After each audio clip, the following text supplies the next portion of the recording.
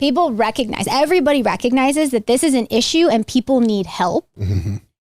But how it translates out to individuals may not always be the best. You know, in my new community, in the conversations that we're having, there is a town in one community. They do not have a single MAT treatment provider in that town. So how do we, one, get rid of that stigma, and two, get those services there? We all know they need those services. Right. So at least we're having those conversations. That 10 years ago would still be a very taboo subject.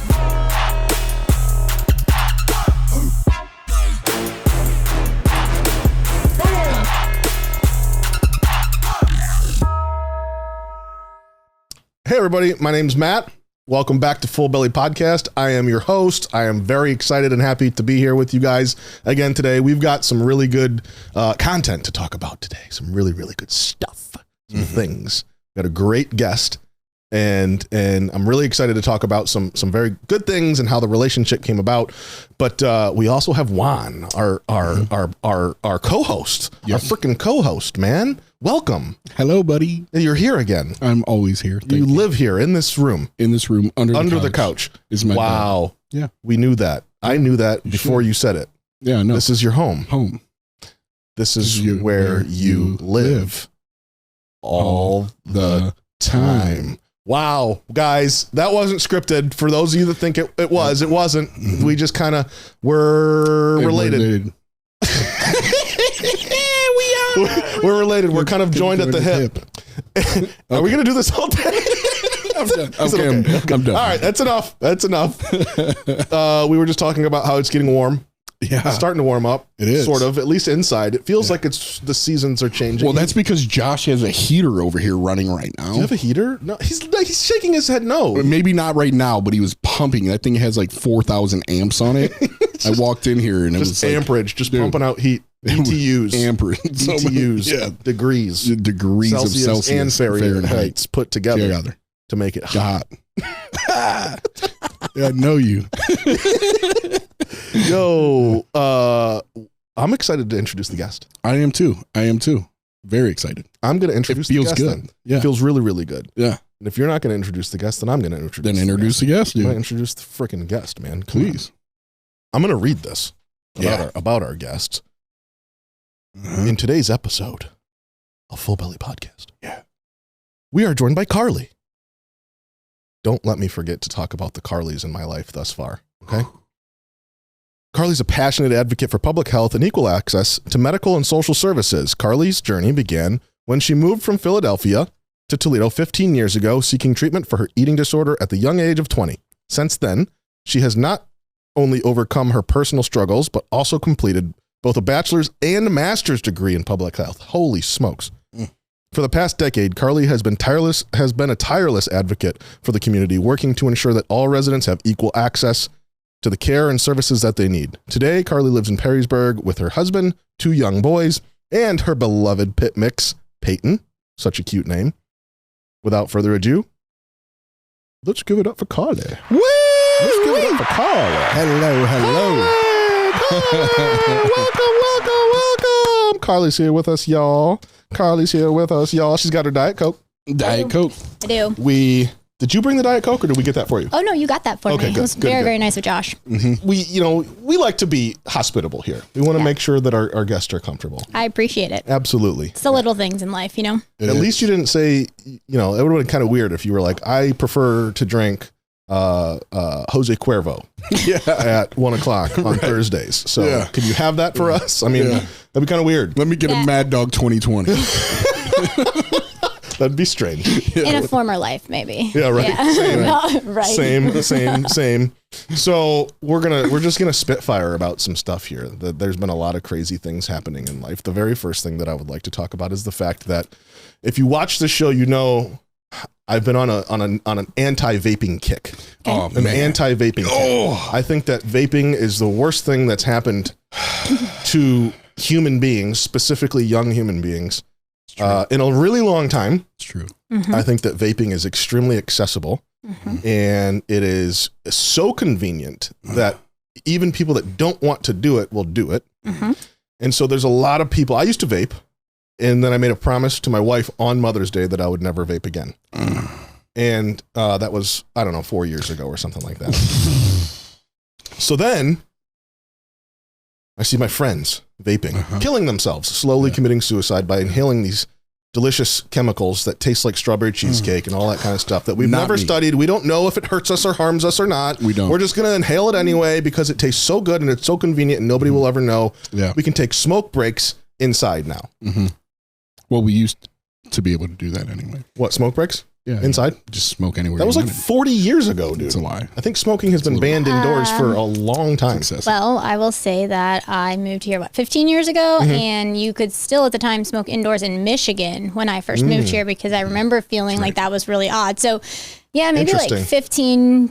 Michigan's just an anomaly for everything, though. Yeah, right. It really Michigan is. probably still smokes inside. I'm so glad you changed the subject. There are But some no, we're places going to get in back to Michigan. that. We will get back to the vaping because my public health is like, yes, vaping is bad perfect. and unresearched. Yes. And we don't know the long-term side effects and people's lungs are exploding Yeah. from my vaping. God. Let's talk about this. It's 2 against 1 right now. Why It's me? Hold on. It's 2 against 1. Juan Right doesn't vape.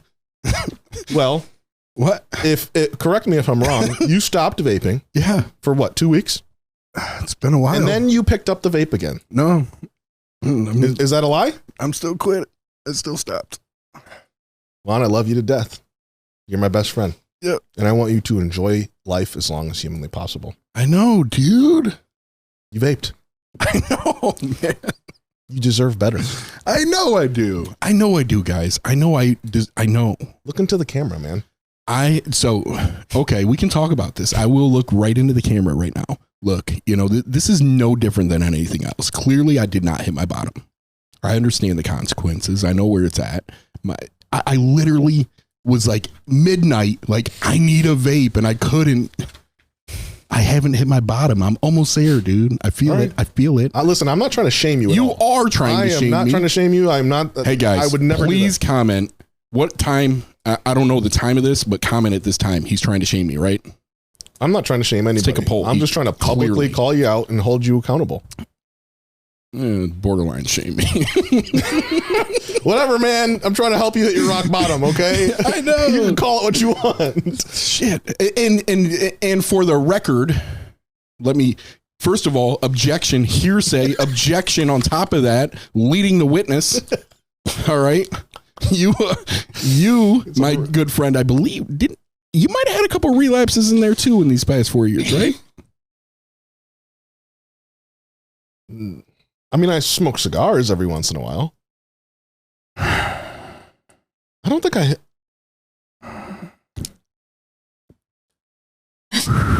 since the last time I quit. You know the progress. I mean, of course, there was relapses until I quit. Ooh, man. And then I quit, and then it's been Isn't done. there But that's something been in the 4 years. Bible that's like, or somewhere along the lines, like, like measure of sin, like cast the first stone. You're really trying to divert attention here. You're bringing religion into this conversation. I'm just saying there's some kind of thing in there in the law books somewhere. Yeah. You know what it is? Thou shalt not lie. Yeah, I'm not. That's what it is. Let's go to that one. I'm vaping. I relapsed. He did too. Here we go. I know he did. He actually has vapes hidden in his shoe right now. He has 3 vapes in his shoe. I'll take my shoes off right now. That's because they're hidden in your foot. They're implants into my shoe, into my foot. Yeah. Carly, thank you for coming on the show. Thanks for having me. Every Carly that I've ever known has been a fantastic person. Oh, I'm serious. I appreciate that. I've only known one. Okay. Outside of you. So 2 technically. But the first Carly that I knew, she was my first girlfriend ever. Carly. Did I ever tell you stories about Carly? Yeah, you did. No, well, not my first girlfriend ever. Jenna was my first girlfriend. Yeah, no. Carly was my first real girlfriend. Right. Yeah. She was a fantastic person. Fantastic person. So if she sees this, Carly, you're a fantastic person. I just want you to know that. And I don't think that there's ever been a bad Carly. Yeah, I don't think so either. Yeah. iCarly was great. I know that. What other Carlys are there? Carly Simon. Carly Simon. I believe it was a singer. When I was a kid, everybody thought I was named after Carly Simon. And then as I got older, people were like, oh, like iCarly. And I'm like, yeah. That's it. It was just cooler than Carly Simon. And then there was Simon Garfunkel. Yeah. That's not a Carly. Yeah, that's unrelated. Dude, right? He went from Carly Simon to Simon Garfunkel. And then there was Garfunkel Rogers. Do you know him? No, I think Garfunkel Rogers actually invented a cat toothpaste. Oh my God, he did? Garfunkel Rogers. I heard about him. Yeah, look it up. Yeah. Okay. Garfunkel and it's almost like Rogers. what's the big company that makes Johnson and Johnson? It's Garfunkel and Rogers. But it's Arabic. It is Arabic. No? No. Nordic? No. It's God, what is it? Slavic? No, I want to say it's probably just it's Swedish. That's what it is. Swedish? Garfunkel Rogers. Garfunkel. Was it Garfunkel Rogers? Yeah. Yeah, Garfunkel Rogers. Garfunkel Rogers. Let me write this down. This is important. Swedish. He's a Swedish toothpaste for cats. Inventor. Swedish. Yeah. Yep. Yeah. You guys know him, right? I do. Some people might not. We'll tell him about. He's actually sponsoring this podcast, the cat toothpaste, because there's a lot of issues with cats not getting their teeth brushed. Yeah, he has a normal sized right leg, but a slightly shorter by like 19 inches. Slightly left. Just slightly shorter. Just almost 2 feet shorter. Yeah. You know what I mean? He stumbled upon cat toothpaste because of that. Oh my gosh. He stumbled. Oh gosh. Wow. Dad jokes. Dude. You're a dad, and that was a joke. That was good. That was actually really good. Don't give away too much. Right. Why does this keep blowing away? Like, I'm not going to learn from this. That was really, really good. And we're talking about public health. We're going to talk about a lot of different health things today. Yeah. Overall health. So, when we talk about a feline's dirty mouth and what that could do to somebody else, I think that it's important to think about. Cat bites have like the highest, don't quote me on this, but like the highest risk of infection to humans. Really? Yeah. Of any of our domesticated animals. Oh, I believe it. If you get bit by a cat. I believe it. Yeah, you better get some antibiotics. I believe you get scratched by a cat? Even the cat scratches can do it. Cat scratch fever. I was just going to say, there's a name Ted for Nugent. it. Yeah, it's cat scratch fever. With the top back. I don't know if that's the words. It should be. It felt good. My cat, who I will send a picture to Josh so he can put it on. My cat actually bit one of Gigi's friends while she was at our house. Hard? She got cat scratch fever. What? Oh, no. She got cat scratch fever. Yeah, it was like a whole red area. Whoa. So I really could have used Garfunkel and Rogers at the time. Yeah. Really could have used it. Wow. I want to talk about some things. We put a post on social media the other day, and it was basically the post was, what are some things you've heard people say about addiction that are not true? So I just want to go through a couple of those things. We can rap about it a little bit. Oh, let's find a good one. We're not going to go into that it's a choice and not a disease. A lot of people said that you'll never recover. This is like a recurring theme, that like you will never recover. You cannot recover. Let's talk about that. And then let's also talk about, there was a few family members that said like the families should have done a better job of raising people. And the very last one that I want to talk about is relapse is inevitable. Ooh, come on now. Relapse is inevitable. It just has to happen. What do you want to start with? I mean, well, relapse was not inevitable for me. So, there's that. You went to treatment one time? I went to treatment one time. So is that the expectation? How often does that happen? I don't know, but it's not inevitable. That's what I do know. Got you. So it can definitely happen. Relapse does not have to happen. No. So I think a lot of times what happens, and here's the thing, every addiction is different, right? Every single addiction is different. Right. And recovery is not anything that is like linear.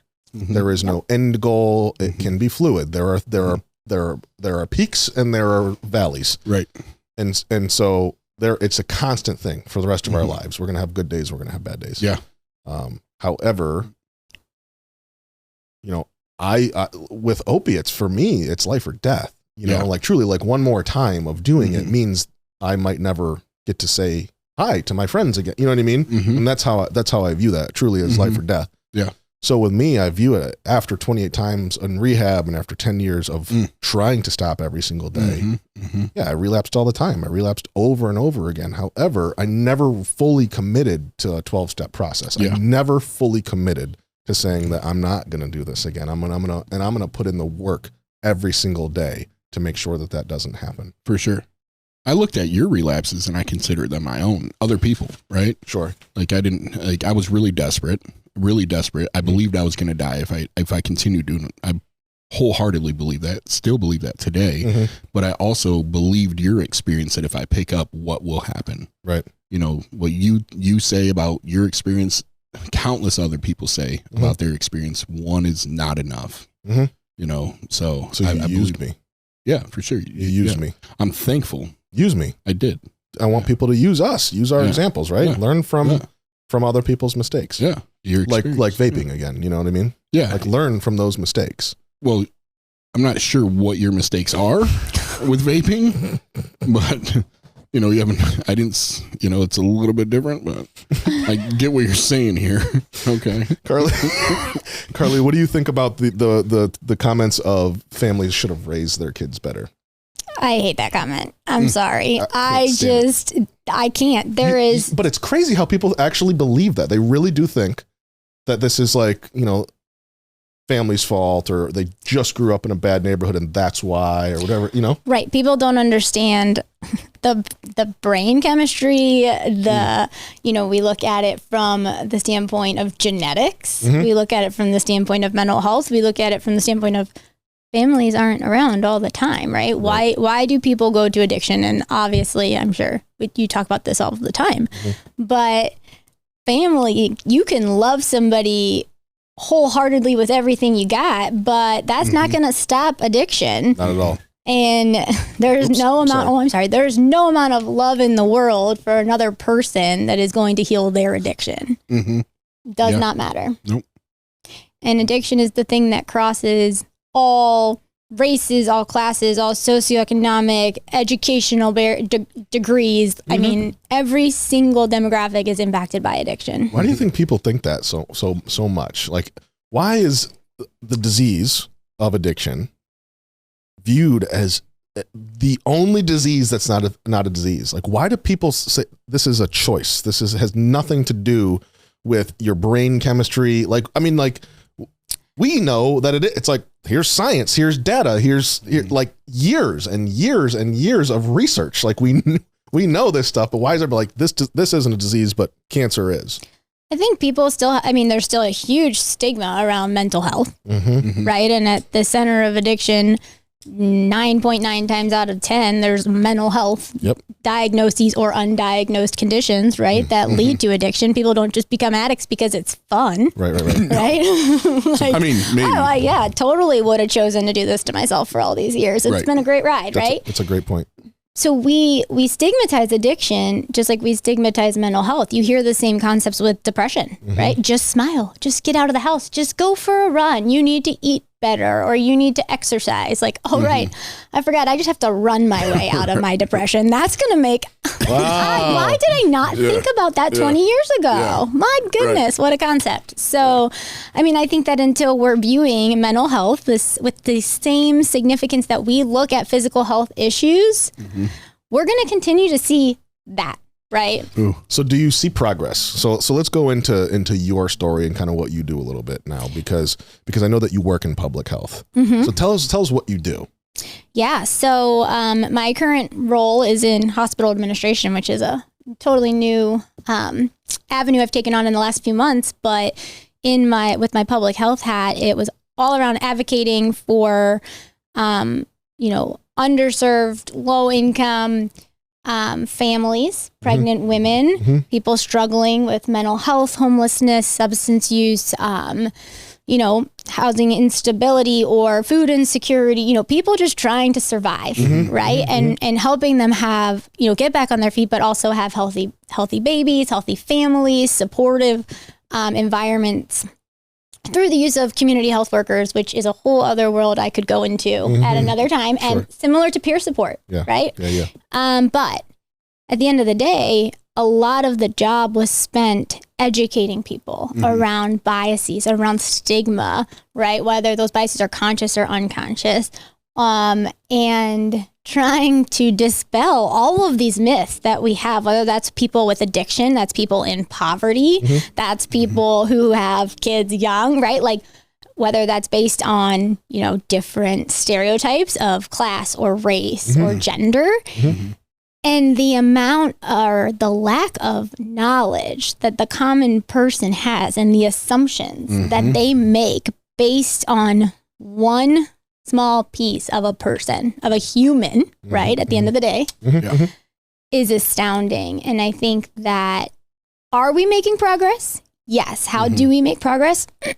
We educate, we talk, we tell our stories, you know, but we still have a long way to go. We do. And it's not only, you know, it's stigma of addiction, but also the stigma of treatment, right? Sure. The stigma of telling your story. You know, I've been in this professional space for 15 years now, probably 10, 12 years now. But this is going to be the first time I'm publicly telling my story. Wow, really? Right? I talk about my work. I talk about my mission. My therapist tells me there's a reason I got into this field, right? And it's related to my own experiences and wanting people to not feel that way. Sure. But I've never gotten up and said, well, yeah, and the real reason I moved to Ohio is because I had an eating disorder, and the treatments that I was going into back east were not working, and my family didn't know what to do anymore. Wow. Right? So there, I feel like there's a few things there of not only like what options are probably available, right? I'm sure it's not like you could just go around the corner and find a great center to help with something like that. Like, I don't even know. There might be one or two places in Toledo right now that are like, you know, that are really, really working hard at specific issues like that. And even addiction. I mean, like, we're on a waiting list right now here at Team Recovery. Like, there's not enough care out there. And then, you know, you go into all these, like, these macro level issues and systemic issues that are not, you know, policies put in place 50 years ago. Yeah. It's like, okay, there's a zoning code that says you can't be next to a gas station or something like that if you're going to be it's like, why? Right. We need to get away from that, because there's no areas where we can put a treatment center then, because there's gas stations everywhere. Right. So if we need treatment centers, then this is like a policy level type thing, and it takes time to change those. It takes time. But unfortunately, in order to figure out if we need to make changes, conflict has to happen. Bad things need to happen. And so we're going through like decades now of bad things. And it's like, it's almost kind of sad. Like, we're still really, really behind. It's been happening. Like, people are dying. Numbers are continuing to increase and increase and increase. It's like, when are we going to realize that we have to act fast? Yeah. But it sucks, because it takes a lot of work, takes a lot of money, it takes funding, it takes all these types of things. So I want to go back to you. You said that in 2008, you came from Philly? I did. And there's a part of Philly that we're actually going to try to go to. Are you familiar with Kensington at all? I am. So it's like an open air market in Kensington right now. Yes. There's all these different TikTok pages and stuff that are like documenting what's going on there. We're actually going to go back. Maybe we should go with you. Hey. Whoa. That would be kind of cool. I'm thinking about, well, we're not thinking about it. We're going. We're actually going there. But we want to go with some local people and show us around and stuff like that. But anyways, so you come here. Tell us what it was like in Philadelphia. Tell us about Carly's story that got you to a point where you had to leave Philadelphia.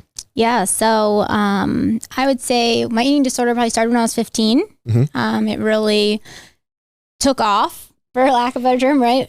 When I was about 17. And that was just due to experiences that happened to me at that time in my life, and some trauma that I went through, and just now I understand that, right? Now at 35, lots of therapy, an entire lifetime later, I understand my eating disorder started as a result of not knowing how to deal with these traumatic experiences. Absolutely.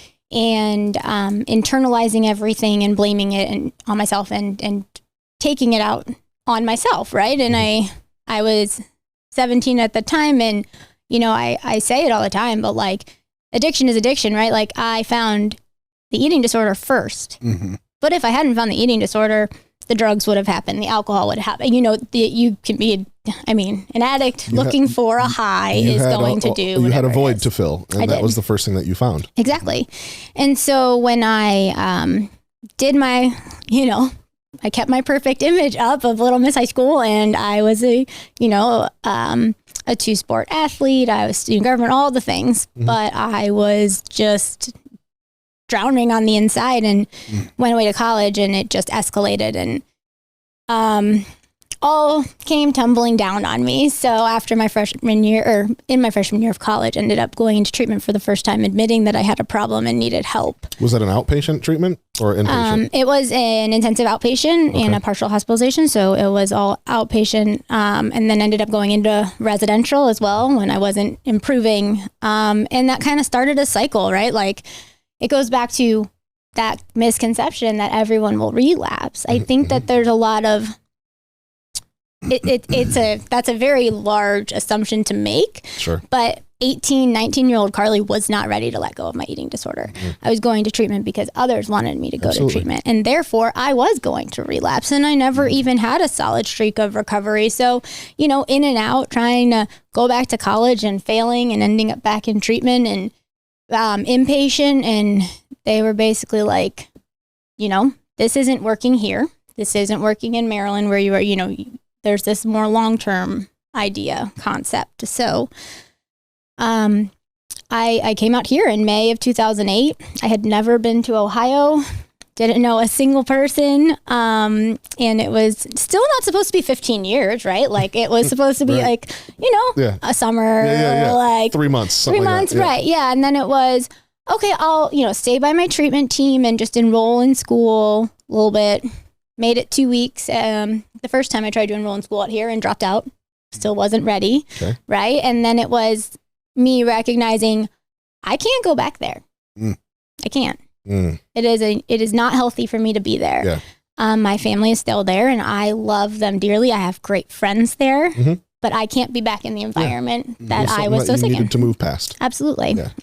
So you redeveloped a home here in Northwest Ohio. I did. And I started going back to school and figured out what I actually wanted to do with my life and found purpose and still struggled at times. I mean, you know, again, let's talk about the path is not linear. I ended up back in treatment in 2012. The last semester before I got my master's, and luckily had a great support system in my professors who worked through that with me. Ended up in treatment in 2016. And right before I was getting married, you know, and that time went out to Illinois. But what was good about that is that it wasn't just eating disorder treatment. You treated addiction. They treated eating disorders. They treated substances, mental health issues. And it allowed me to see this bigger picture where I can talk about addiction. The connectedness of it all. Exactly. Yeah. And so it's, you know, there's constant ups and downs, and trying to, you know, keep it all together. But I have 2 beautiful boys. I have an amazing supportive husband, lots of great friends and support here, and a support system that helps me when I need it. Yeah. Right. Because that's. And, you know, you think about that, and I think about that too. How fortunate we are to have people like that like care about us, and a reason to like keep going and something to look forward to come home to and stuff like that. Like I think about that, and I think sometimes I take that for granted, not intentionally, but like not everybody has that. Yeah. Like very few, I shouldn't say very few, but like I don't know if we were to capture that in our clients right now, there's a lot of people that don't have somebody that wants to support them. They're just fed up. True. They're fed up with their loved one for making the decisions.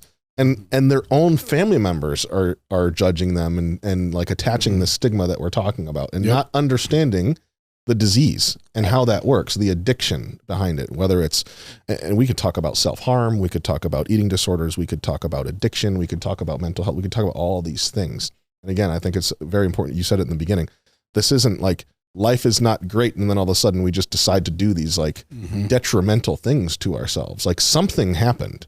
There's something there that causes us to have to fill that void. And so I think it's important that family members also understand this, is that, you know, if you first of all, understand that you will never understand.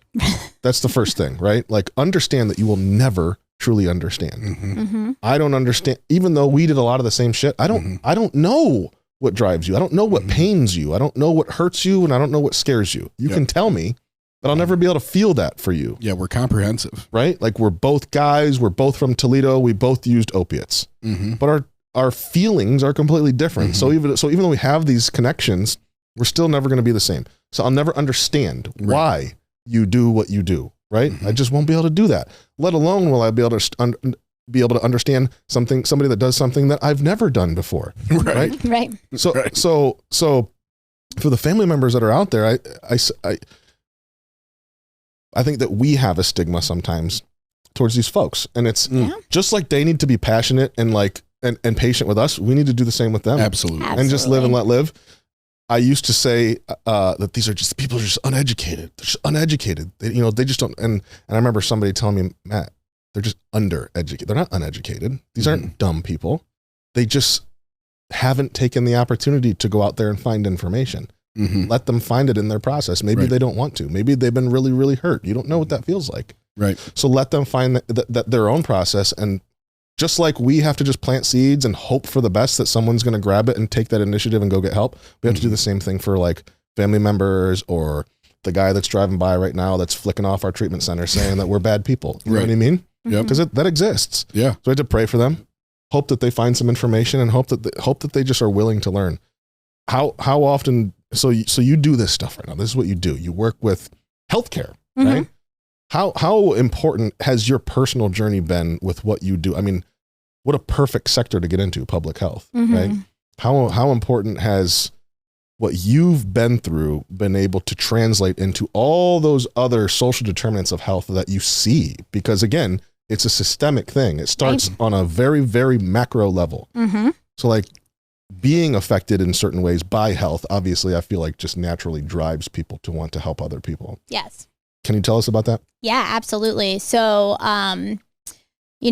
the first component is it makes me more empathetic, right? And we were talking about empathy before a little earlier. And I think I come from the perspective when I see someone of one of empathy, one of, you may see a patient in a waiting room or in a hospital bed, but you're only seeing that patient. You're not seeing their family. You're not seeing their circumstances. You don't know what they've been through to get to this point. And it's really being able to be empathetic towards every situation and correcting injustice when you see it. I mean, we have an overburdened healthcare system, right? We have people quitting and leaving healthcare in mass numbers. And then you have these providers and these people who came into this space to help people, right? You don't become a nurse because you want to, make a crap ton of money. Can we curse on this show? You can say whatever you want. Yes. Cool. You become a nurse because you want to help people, right? The same with everything else. But people get so burnt out and forget sometimes that's the purpose is to help people and to meet them where they're at. You cannot walk into an emergency room with an addict sitting there, right? For whatever reason. Are they there because they overdosed? Are they there because they're in a mental health crisis, right? Are they there because they crashed their car? Like, you can't go in there with the mindset going in of another addict. But that happens. All the time. Every time. Every time.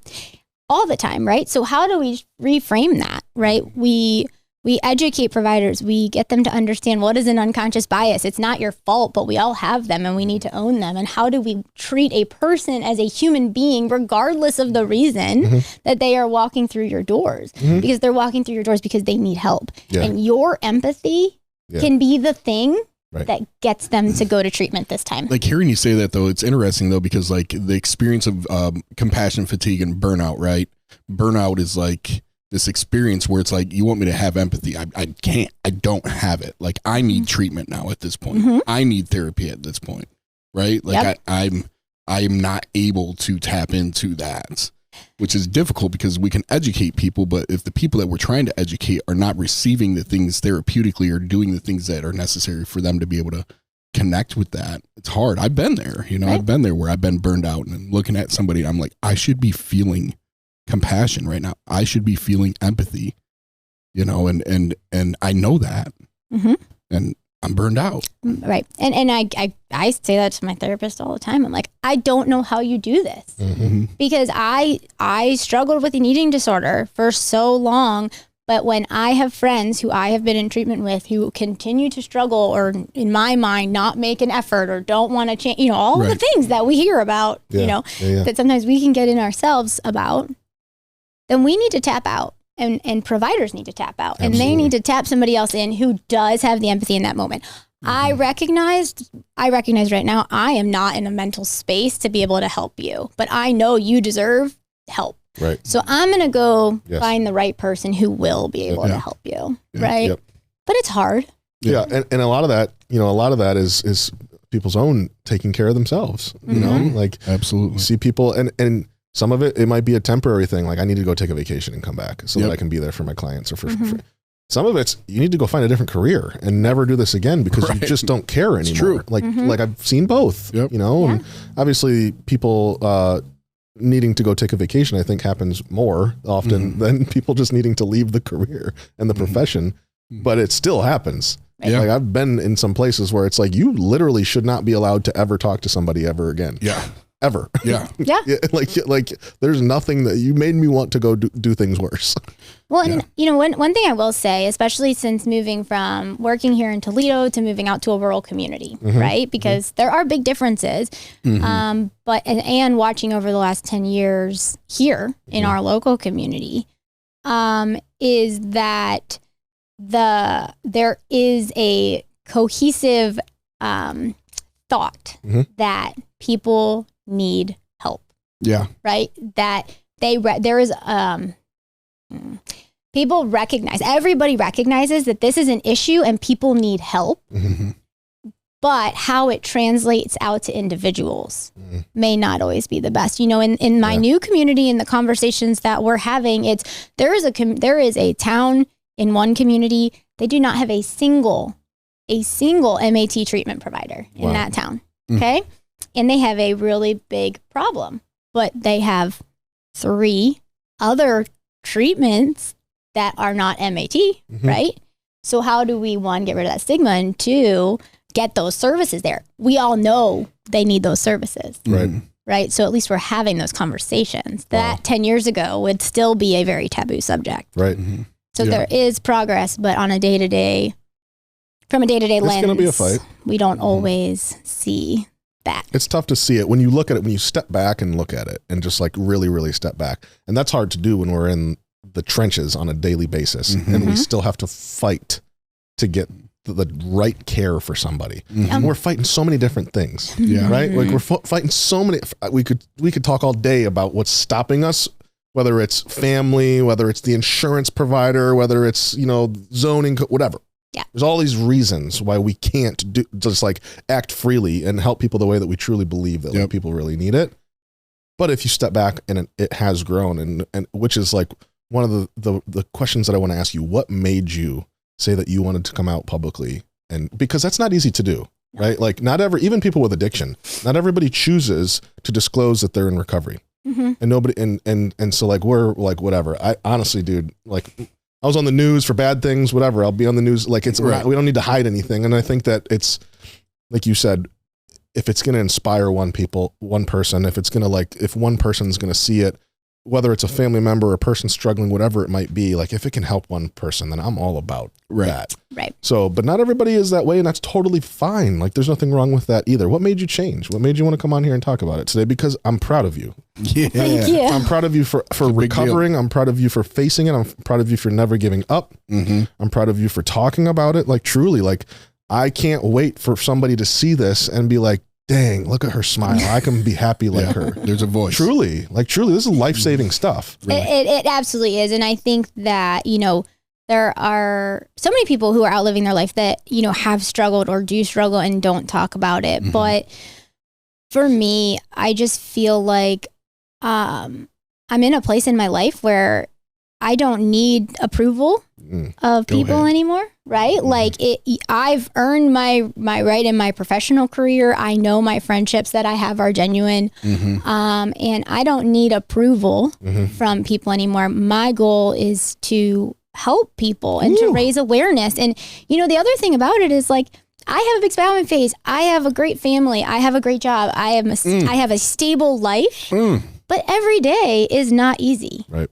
Yeah. Like, and so it's this, well, you know, they have it all together. Well, yes and no. And if it wasn't for my Zoloft, you know, we might be having a different conversation and my therapist, right? Right, exactly. But being honest, right? Like getting rid of that stigma. I think I mentioned briefly, I left a job that I had been at for 12 and a half years and when I was doing my staff was doing a goodbye, one of them said to me, "Thank you for being so open about your mental health and for encouraging us to get to take care of ours." That's amazing, man. Right? And I was like, "Wow, that may be the best thing I've ever heard." Like, right? Yeah, if nothing else, over those 12 years. Right. And that's better than any thanks for teaching me, how to write a grant or, how to, I don't know, do an Excel spreadsheet. That's the stuff that's lasting, lifelong. And that's what I want. I want everyone to feel like they don't have to be, they don't have to be stigmatized. And there are people that will advocate for them and that you need to address your mental health. I told my new boss when I took this new job, I said, "Look, I'm going to be honest with you. I go to therapy every Friday at 9 a.m. Wow. Every Friday at 9 a.m. I go to therapy. I will be offline at 8:45. I will be back at 10:15. But that is, he's like, "Okay, that's what you need to do. Is there anything else I need to do to support you?" I said, "No." He said, "Okay, is there anything else you want me to know?" I said, "No." I said, "This is what keeps me sane and stable, and you don't want me to stop going to therapy." That's right. Yeah. You need me. You need me in there. Right. Lots of people that will vouch for that, right? But so that's why I'm coming out. That's why I'm talking about it. We got to get rid of the stigma around addiction and understand that, there's more. That's amazing. Yeah. Carly, thank you so much. Oh, thank you for sharing your story, for opening up, and for just being vulnerable and talking about how you've healed, how you've grown. And if you're out there and you're listening to this and or watching this, whatever platform you're tuning in on, you're not alone. You are not alone. And if you feel like you're in a city or a town where somebody doesn't support you or believe you, or if the resources aren't there, or if you're not getting better, you just heard it from somebody that literally moved across the country, to a different state, the neighboring state, and started a whole new life, and just told you, living a good life, loving life, having a family, being employed by a fantastic company that supports her in this process. I mean, recovery is very, very possible from whatever it is that you're struggling with. And we can addiction can manifest itself in a lot of different ways up here. So you're not alone. Call for help, and that's why share this, please. If you're watching this, share this. Whatever you're listening to it on, like and subscribe and share this so that someone can find resources and help. Call us, 844-561-LIFE. Our job is to try to find help for you, whether that's with us or with someone else. I don't care where you're at. We really do want to help. That's what we do. And we have really good resources. We have really good connections. We want to make sure that you find some sort of help. If you're a family member, we talked about that too. We have family support group meetings on Thursday nights where you can come learn about what your loved one might be going through, regardless of what phase they're in, if they're still using, if they're still engaging in any sort of self-harm or destructive behaviors. Come learn about why. If you just don't get it, understand that you'll never understand. And again, make sure that you like and subscribe all of our stuff. Our goal is to reach 1,000 subscribers on YouTube right now. So we're trying to get there. Please help us in getting there. Before we do go, I do want to give a shout out to our sponsor again, Garfunkel and Rogers, the Swedish cat toothpaste inventor. And Juan is going to go ahead and give them a shout out and talk about their products here shortly. But thank you guys so much. Can't wait to see you guys on the next episode. You ready for that? Yes. All right.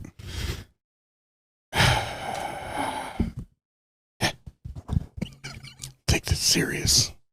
Got to keep Garfield and Rogers happy, so I want to make sure that I'm conveying all the appropriate information right now behind this here. Ziggity boom, zam zam, bing bang boom. All right, everybody, welcome. This is Juan Duarte here, world's best infomercial salesman and toothpaste aficionado. So Garfunkel Rogers, he comes from Sweden. He discovered something when he stumbled across something because he had something missing on his leg, which was 7 inches. One leg was longer, one leg was shorter. He fell down, smelled the cat's breath, realized there was a problem, but at the same time, he noticed that the cat had a Swedish fish in his mouth. That Swedish fish led to something. There was a component in the Swedish fish called compartmentalizing bathmeal, and it's a odor diffusing component that fuses together with the cat's tongue. You know how it's rough and tough and gets you really good? That cat's tongue has something that does something with that carbonara of the mixture. Now, the good thing about this, though, fellas, and women and babies and mid-sized kids. I want you to know something. Each cat that you run into with the Swedish fish will have bad breath still. Garfunkel Rogers found, trademarked, and established something, EST 1867, in Sweden around the Carbonara Grishnen. So if you guys want to figure out how to make your cat's breath smell good and never go bad like it's sitting in a sewer in the hood, then you're definitely going to call him at 19312. And after you get done giving him a call, if you need to expedite that order, you're going to go to a different version of communication called the interweb. And on that call, dial in www.43 God, man, cat's breath smells. And if you do that, you're going to catch 2 subscriptions at the same time. The first one will come 3 months after the first one, though. And it'll include a dog's tail that was cut off, and that's bad. So don't take it personal. All right. Now, I want you guys to keep in touch with me. Thanks. That's all.